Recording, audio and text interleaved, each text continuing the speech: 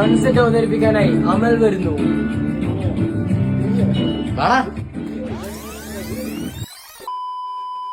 Sunset അവതരിപ്പിക്കാനായി അമൽ വരുന്നു. എന്നിലെ ചുടുതാളമായൊരു യാത്രയായി പദയാത്രയായി ഗതകാലമേ കുളിരോർമ്മയായി ഒരു യാത്രയായി പദയാത്രയായി പറയാൻ മറന്ന വാക്കുമായി മനതാരിലായിതാ നിറദീപമേ കിനാവ് പോലെ കണ്ണിലേകുവാ